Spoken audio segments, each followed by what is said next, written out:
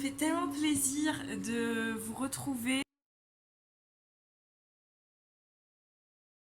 Même si je vous vois pas vraiment, mais en tout cas de ressentir cette présence et d'être dans cette espèce d'échange virtuel, ça me fait trop plaisir. Vraiment cette pause, elle n'est pas arrivée pour rien et il s'est passé plein de choses à prendre. Et je vais vous raconter tout ça dans les minutes qui vont suivre. En tout cas, j'espère que vous allez bien, j'espère que vous arrivez à trouver des temps pour vous, des temps de ressourcement, parce que Dieu sait que en ce moment, la vie est assez lourde, est assez chargée de plein de choses et de pas mal de négativité. Et si vous arrivez à avoir ne serait-ce que 5 minutes de légèreté dans votre journée, et ben c'est trop cool. Si c'est pas le cas, c'est pas grave, y a pas de problème. Moi je vous envoie de l'amour, je vous envoie de l'affection et de la force.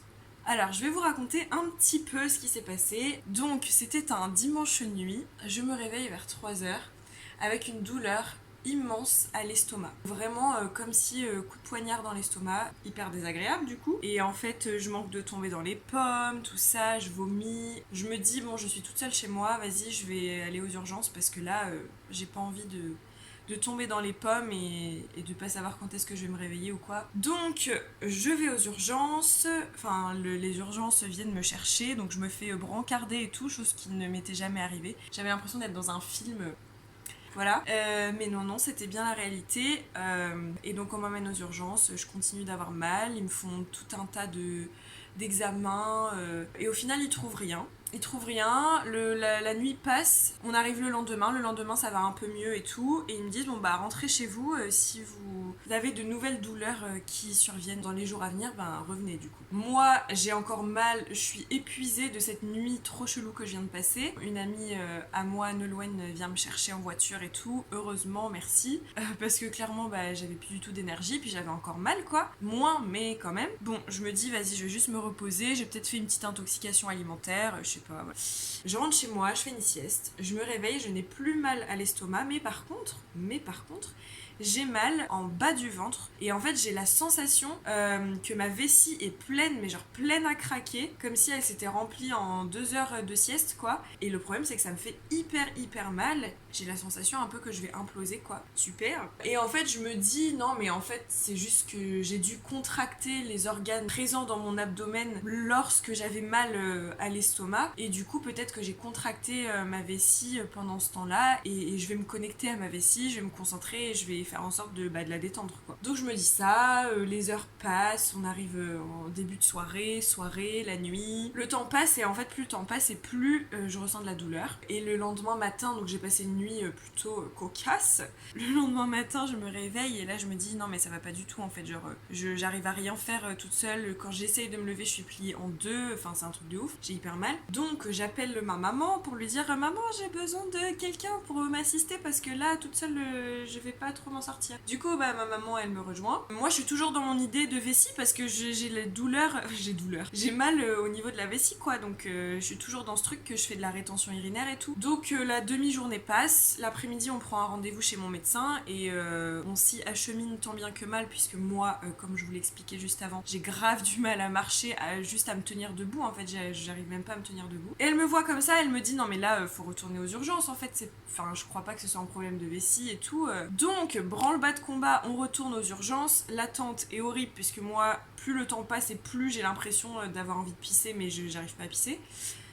Ce n'est pas vraiment ce qui se passe, mais voilà. On me prend en charge, pareil, toute une batterie d'examens faite sur moi et tout, pour qu'au final, après, je sais pas, peut-être une heure et demie, on me dise que j'ai ce qu'ils appellent une appendicite compliquée. Alors moi, ça m'a fait trop rire, parce que tu sais, au départ, ils mettent pas vraiment les mots, quoi. Une appendicite compliquée, ce qui s'appelle une péritonite, et en fait, c'est lorsque on a une appendicite et que l'appendicite n'a pas été prise en charge assez rapidement, ce qui fait que l'appendice se perfore, et donc tout le pus qu'il y avait initialement dans l'appendice se répand dans l'abdomen en fait. D'où cette sensation de liquide, de lourdeur et d'implosion en fait que je ressentais un peu quoi, un peu beaucoup. Et donc on me dit va falloir vous opérer tout de suite maintenant, et puis avec le Covid en fait vous avez pas le droit à de la visite du tout, donc vous reverrez des gens que dans 4-5 jours quoi, quand vous sortirez de l'hôpital, et en plus de ça on vous enlève votre piercing au nez, donc ça super. J'étais un peu deg et je le suis toujours puisque mon trou il s'est rebouché, donc ça me saoule. Mais bon, c'est pas grave. Sur le coup, j'étais en mode vas-y, enlevez-moi, guérissez-moi, faites quelque chose parce que là j'en peux plus. Donc voilà, on y va, on va en salle d'opération, on m'opère, je me réveille complètement dans le gaz, mais franchement, alors je sais pas si vous avez déjà vécu une chirurgie, comment on dit, une anesthésie générale, mais franchement le réveil était horrible. Je me réveille donc de cette anesthésie vers je sais pas, peut-être 1h, 2h du matin, et en fait, complètement dans le gaz, comme je le disais. On m'emmène dans ma chambre, moi j'ai mal, je suis shootée par l'anesthésie et par la morphine. On m'emmène dans la chambre, il fait nuit, on ferme la porte, il n'y a pas de lumière, et je suis toute seule dans cette chambre que je n'ai même pas pu voir, que je ne connais pas, et dans un lit qui est bordé mais genre trop serré, et du coup je peux pas bouger mes jambes et tout. Enfin, franchement, conditions horribles, dans une chambre où il fait 40 degrés parce qu'ils ont, ils ont oublié de baisser le chauffage. Et moi, il faut savoir qu'à ce moment-là, je n'avais pas bu depuis 1 jour et demi parce que je pensais que je faisais de la rétention urinaire. Donc je m'étais dit, vas-y, je vais arrêter de boire et tout parce que si j'arrive pas à faire pipi, c'est chaud quoi. Donc j'ai passé une nuit d'enfer. Franchement, j'ai passé une nuit d'enfer, très angoissante, franchement. Voilà, au petit matin, le soleil s'est levé et la lumière du jour m'a permis de voir la chambre dans laquelle j'étais, m'a permis de voir et d'observer ce qui s'était passé dans cette zone-là de mon ventre et d'observer les vestiges du coup de cette opération. Je vous avoue que j'étais un peu choquée déjà par la douleur. Moi, je pensais naïvement qu'après cette opération, j'allais plus avoir mal. Bah, pas du tout en fait. Pas du tout, genre, en fait, j'ai eu tellement mal. J'ai eu tellement mal. Oh là là là là là. Franchement, quand on vit un truc comme ça, on n'est plus la même personne après. Hein. Alors, j'ai bien conscience, enfin, il y a des personnes qui vivent 3000 fois pire. Et j'ai pu discuter d'ailleurs après mon opération parce que ça m'a trauma un peu quoi. Et du coup, j'ai commencé à m'intéresser à des personnes autour de moi qui avaient subi aussi des opérations plus ou moins lourdes. Et je leur ai posé des questions sur comment ça s'est passé au réveil. Parce qu'en fait, c'est hyper choquant de voir son corps dans cet état, de ressentir ces douleurs-là. Je n'avais jamais ressenti mon corps de cette manière-là. J'avais jamais eu mal comme ça de toute ma vie. Et donc physiquement, mentalement, c'est hyper dur. Notamment parce que j'avais pas le droit à de la visite et ça c'était hyper dur parce que en fait voir des gens de son entourage c'est un soutien de dingue quoi. Là je tournais en rond un peu avec ma douleur donc c'était vraiment pas évident. Et puis ouais en fait du coup je me suis réveillée avec 3 pansements et dont un en fait c'était un drain donc ça je sais pas vraiment ce que c'était. On m'avait dit avant de me faire opérer que j'allais avoir un drain mais en vrai j'en avais jamais eu donc je savais pas ce que c'était quoi. J'ai un appel, oh c'est des pubs.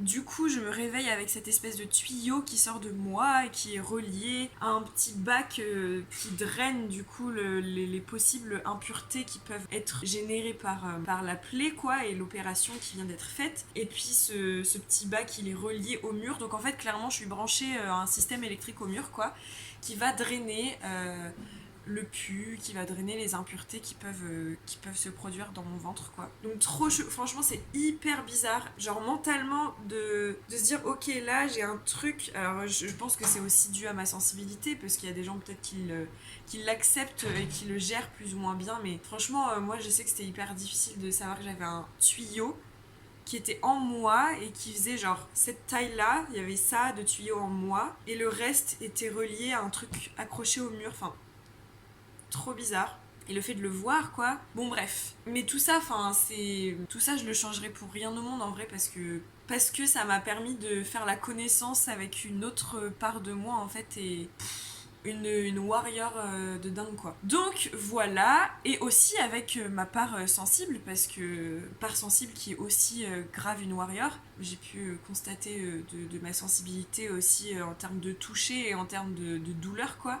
Les jours ont passé, les améliorations du coup se sont faites voir, mais la douleur était encore bien présente. Et là, au jour d'aujourd'hui, donc on est peut-être 2 semaines et demie, 3 semaines après mon opération et j'ai encore des douleurs, il faut encore que j'y aille doucement, je peux pas beaucoup marcher, je suis fatiguée très très rapidement. Comme on m'a enlevé un bout d'intestin, puisque l'appendice c'est un bout d'intestin, en fait je dois faire hyper gaffe à la manière dont je mange. Je dois manger que des trucs liquides ou semi-liquides et fruits, légumes, pas trop sucrés, pas trop gras, pas trop salés, tout ça parce que sinon en fait j'ai des douleurs affreuses à l'estomac, des aigreurs et Genre j'ai trop mal quoi. Enfin c'est toute une adaptation. Et voilà, tout ça pour dire que du coup on s'en remet, enfin je m'en remets doucement et je suis encore en convalescence et tout. Et en fait tout ça, ça m'a vraiment permis de faire une mise à jour sur plein de points. Déjà parce que j'ai tellement souffert que en sortant de l'hôpital j'étais, et même pendant que j'étais à l'hôpital,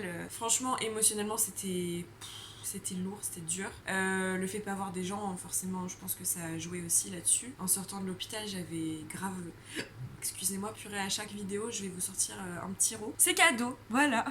En sortant de l'hôpital, j'étais vraiment en détresse émotionnelle, quoi. Et du coup, j'avais vraiment besoin d'amour, besoin de câlins, besoin qu'on m'écoute parler et qu'on soit là pour moi, même si je parle pas, parce que des fois trop fatiguée pour parler ou pour entendre des gens parler. Et du coup, ça a bouleversé pas mal de choses dans des conflits intérieurs, par exemple, que je pouvais avoir avant, ou d'un seul coup, ça avait été mis de côté parce qu'en fait, je me suis rendu compte que c'était plus important en fait. Ce que je venais de vivre et la douleur que j'avais ressentie, ça m'a reconnecté avec le fait que en fait c'est hyper important de vivre dans le présent, de se délecter de ce qui se passe dans le présent.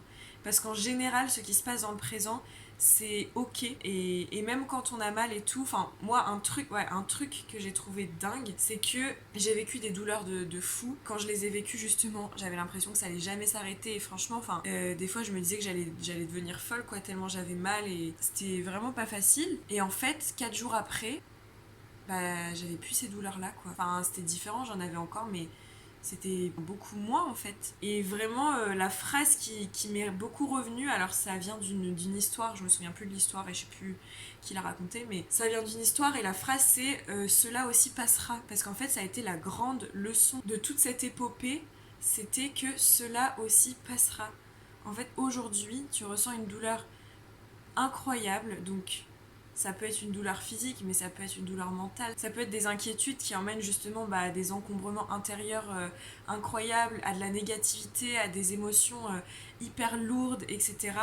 Mais en fait, cela aussi passera. Tout passe en fait. Et le plus important, j'ai l'impression, c'est vraiment de se faire confiance, d'avoir confiance en quelque chose, en le fait que ça va passer. Comment faire en sorte que là tout de suite sur le moment, quelle est l'aide que je peux m'apporter en fait, quelle est l'aide que je peux m'apporter tout de suite maintenant. Et je sais que moi par exemple, je vous disais que ça m'avait reconnecté à mon corps, mais un truc de fou. Et notamment là depuis quelques jours où du coup j'ai commencé à avoir mal à l'estomac par rapport à l'alimentation et que j'ai dû changer complètement mon alimentation. Et en fait ça me demande d'être tellement à l'écoute de mon corps, de mon ventre, et ça développe mon intuition, mais un truc de fou. C'est-à-dire que je commence à me rendre compte que j'ai une connaissance intuitive, et je pense qu'on a tous et toutes une connaissance intuitive. L'écoute que j'ai de mon corps depuis ces derniers temps et que j'essaye de développer, donc au travers de la méditation, mais c'est-à-dire que je vais vraiment voilà, me poser, me mettre en état méditatif et me connecter à mon ventre. Et lorsque je vais faire des courses, je vais voir, ok, quels fruits et légumes vont m'attirer, quels sont les aliments qui m'attirent. Ça c'est trop acide, bah non, du coup ça me tente pas. Ça je sais pas trop, en vrai, genre mentalement j'en ai envie, mais physiquement je sens qu'il y a un blocage, donc je vais pas forcer. Et parfois je fais des tests parce que en fait il y a des fois où mon mental il prend le dessus, et moi je sais que mes émotions sont très liées à la manière dont je vais manger. Donc même là, bah, par exemple, je sais que j'ai beaucoup besoin de réconfort, et je trouve très souvent, en tout cas j'avais ce schéma là qui, j'ai l'impression, est en train de se dissoudre, ce schéma-là de manger, voilà, vraiment selon mes émotions, quoi. Donc quand ça va pas, manger des trucs gras, des trucs sucrés, parce que c'est réconfortant, et parce que c'est réconfortant, quoi. Tout simplement. Et voilà, et sauf qu'en fait là j'ai besoin de réconfort, mais je ne peux pas manger ce que j'ai envie de manger, et du coup ça me demande un détachement incroyable. Ça me demande vraiment de dissocier ce qui se passe émotionnellement en moi de la nourriture en fait. Et ça c'est vraiment pas évident. Je pense qu'on est beaucoup à associer justement notre manière de s'alimenter à la manière dont on se sent intérieurement. Le problème c'est qu'aujourd'hui en fait on mange quasiment rien de bon pour la santé. Tout a été inventé en laboratoire ou je sais pas où. Il y a des pesticides, il y a des OGM, il y a trop de gras, il y a trop de sucre, il y a trop de sel, il y a trop d'additifs. Enfin, en fait, il n'y a plus rien qui va. Et au final, je trouve qu'on a oublié. Enfin, moi, c'est vraiment les réflexions qui me sont venues là, avec tout ce qui s'est passé dans ma vie depuis ces dernières semaines. Mais vraiment, en fait, ça m'a montré à quel point on était loin, j'étais loin de ce qui est réellement essentiel dans la vie. Et ce qui est essentiel dans la vie, c'est pas travailler 35 heures dans une boîte pour amasser le plus d'argent parce qu'on a grave peur pour payer son loyer, pour payer à manger, pour payer... En fait, on nous a grave fait croire que ça, c'était la norme. Pareil pour la nourriture, on nous fait croire que les gâteaux, c'est normal, que les céréales, c'est normal, que les jus de fruits en bouteille, c'est normal, que les pesticides, c'est normal, que le coca, c'est normal, que le... Je sais pas moi, le tout en fait, que la viande, c'est normal. Rien ne va, et en fait on est complètement détourné de l'essentiel et de ce dont a vraiment besoin notre corps, notre esprit, notre corps qui est notre vaisseau dans cette vie-ci, et notre corps qui réagit, mais tout le temps. Notre corps il est incroyable, il est tellement puissant, et moi je me suis rendu compte de ça, je me suis dit mais waouh, genre toutes ces années où je l'ai nourri avec de la merde, que ce soit en termes de nourriture ou autre en fait, toutes les fois où juste j'en ai pas pris soin, alors qu'en fait c'est grâce à ce corps que je peux vivre tout simplement en fait. C'est grâce à ce corps que je peux sortir, marcher, rencontrer des gens, parler, m'exprimer, chanter, danser, vivre en fait. Juste vivre. Et quand on vit ce que j'ai vécu, non je rigole, mais quand on vit quelque chose tel que de l'ordre de la maladie, ou en tout cas quand on est privé d'une capacité physique, vraiment on se rend compte que de la chance qu'on a en fait lorsque notre corps fonctionne bien. Et moi, je me suis rendu compte que même lorsque mon corps fonctionnait bien, donc avant mon opération et tout ça, depuis des années, j'ai des douleurs au dos, j'ai des douleurs aux genoux, j'ai des douleurs au cervical. Et je me suis dit, mais en fait, ça c'est pas ok, j'ai seulement 23 ans et j'ai pas envie qu'à 40 ans, je commence à avoir de l'arthrose et je puisse plus, je sais pas moi, voyager, et que mon espace mental, voilà, il soit pris dans des choses qui pour moi ne devraient pas être une priorité en fait. Pour moi, chercher à être en bonne santé, ça ne devrait pas être une priorité parce que justement on devrait initialement être tourné vers l'essentiel, savoir comment s'alimenter, savoir comment bouger, comment mouvoir son corps pour qu'il soit justement en santé optimale, savoir comment utiliser aussi son mental pour que notre santé mentale soit optimale, et, pour que tout ça puisse fonctionner ensemble et nous permettre d'avoir une vie la plus optimale possible en fait, et la plus légère et la plus douce possible. Et, euh, et voilà, donc ça a été un peu toutes mes réalisations. Et je me suis dit, mais en fait, j'ai vraiment envie de retourner à l'essentiel. J'ai vraiment envie de retourner à l'essentiel, dit-elle en se grattant l'aisselle. mais, et peut-être que voilà, c'est ça que j'essaye de partager, en fait, retourner à l'essentiel. Chacun a son propre essentiel, chacun a sa propre manière de s'alimenter, chacun a sa propre manière de faire vivre son corps, de lui permettre de se dépenser. Chacun a sa propre manière de ressentir son corps aussi, et de permettre à la circulation du sang de se faire, de permettre à ses muscles de se tonifier, etc. etc. Franchement, c'est tellement important d'être à l'écoute de son corps, parce que notre corps, en fait, quand il marche plus, il marche plus. Sauf que avant de ne plus marcher, il nous envoie déjà des alertes. Le problème, c'est qu'on n'est pas forcément à l'écoute de ces alertes-là, et c'est ce qui crée la maladie. La maladie, c'est vraiment le truc final, en fait. La maladie, c'est le burn-out du corps, en fait. C'est le burn-out du corps. C'est après que notre mental, après qu'il nous ait envoyé quelques petites alertes, etc. Mais en fait, à un moment donné, il dit, bon ok, tu ne m'as pas écouté, ou en tout cas, mais c'est très inconscient, hein, enfin voilà, pas de pression et tout, mais notre corps, en fait, il nous met la hola quand nous-mêmes on n'a pas eu la capacité, on n'avait pas la conscience, on n'avait pas une conscience suffisamment éveillée pour être à l'écoute de notre corps, bah en fait c'est là où il nous oblige à nous stopper en fait. Et sauf que le problème c'est que voilà, c'est là que les maladies sont générées et en général quand on est malade on souffre à la fois physiquement, à la fois mentalement et c'est pas facile, etc. etc. Voilà, je réfléchis si j'ai d'autres choses à dire par rapport à ce qui m'a traversé lors de ces 3-4 dernières semaines qui ont été hyper intenses. Franchement, j'ai l'impression d'avoir vécu 6 vies là. En tout cas, ce que je sais, c'est que en ce moment, les énergies,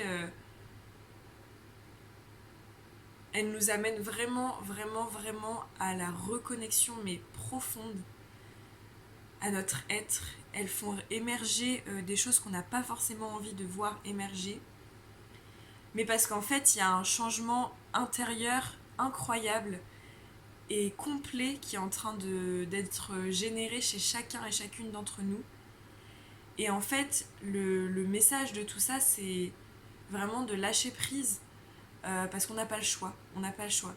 Et ça, c'est vraiment ce dont je me suis rendu compte aussi lors de tout ce que je vous ai raconté. En fait, je n'avais pas le choix que de passer par toutes ces étapes, aussi douloureuses et difficiles soient-elles. Je n'avais pas le choix, juste c'était comme ça et je pouvais pas mettre pause sur ma vie en fait. Et la seule manière de m'apporter un tant soit peu de répit, c'était en lâchant prise. Et vraiment, mais c'est pas juste des paroles en l'air, c'est pas juste un truc où je me dis ok, vas-y, je lâche prise.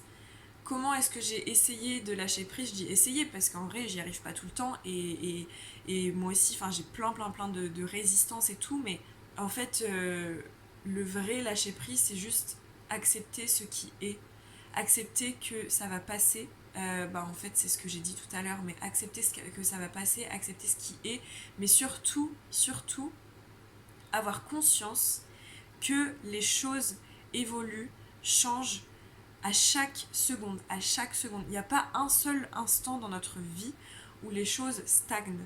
Même lorsqu'on a l'impression que les choses stagnent, ce n'est pas vrai, puisque même à un niveau cellulaire, notre peau, elle se modifie à chaque seconde, nos organes, notre métabolisme, notre système nerveux, nos cheveux, nos ongles poussent, tout change en fait et tout évolue et tout s'adapte et s'éveille et monte en vibration et monte en conscience à chaque instant, en tout cas si on en fait le choix aussi, mais même si on n'en fait pas le choix, dans tous les cas en fait on est tout le temps en évolution. Et ça je trouve ça assez incroyable de se rendre compte de cette vérité, parce qu'au final je trouve que ça connecte à quelque chose de beaucoup plus grand en soi. Ouais, aujourd'hui j'ai fait un extra. J'ai acheté un truc Starbucks. I know, ce n'est pas bien, mais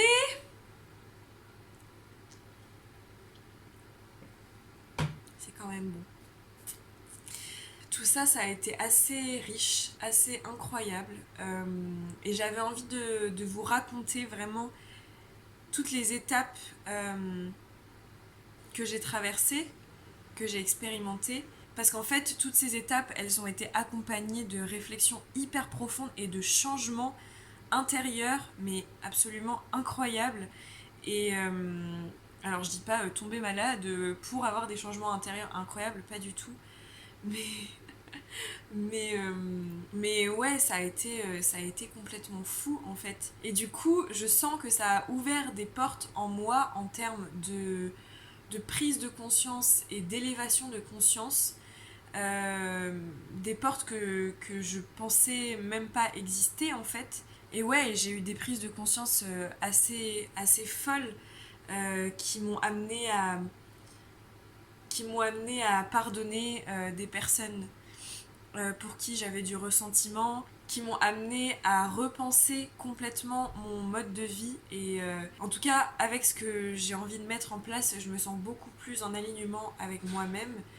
Et, euh, et voilà, je sens que j'ai besoin, par exemple, de me reconnecter à la nature. notamment pour apprendre la permaculture, parce que j'aimerais bien avoir mon potager plus tard chez moi et faire pousser mes propres trucs. Comme ça, je sais que ce sera bon, je sais d'où ça viendra, qu'il n'y aura pas de pesticides, etc., etc. Et que ça aura poussé dans un écosystème euh, qui sera respectueux de l'environnement. Donc voilà, je vais augmenter un peu la luminosité. Mais dis donc, c'est que j'ai des cernes ou c'est le maquillage qui a coulé? Quel serait le mot de la fin? Le mot de la fin, ce serait juste je vous aime, prenez soin de vous, prenez le temps d'être à l'écoute de vous-même, c'est hyper hyper hyper important. Franchement, c'est hyper important. N'attendez pas de tomber malade avant de, de remettre en question certaines choses. Et en même temps, respectez aussi votre rythme, respectez là où vous en êtes aujourd'hui et apprenez à vous aimer tel que vous êtes aujourd'hui. Apprenez à voir l'évolution en vous. Posez-vous la question de qui j'étais il y a seulement un mois ou qui j'étais il y a un an et prenez le temps de voir votre évolution, de voir à quel point vous avez changé, à quel point vous avez mûri, etc. Et voilà quoi, juste envie de vous partager ça. Je suis désolée s'il y a un bruit de soufflerie en fond, j'ai oublié d'éteindre mon petit chauffage électrique. My bad. Et ouais, je vous envoie de l'amour, je vous fais des gros gros gros bisous.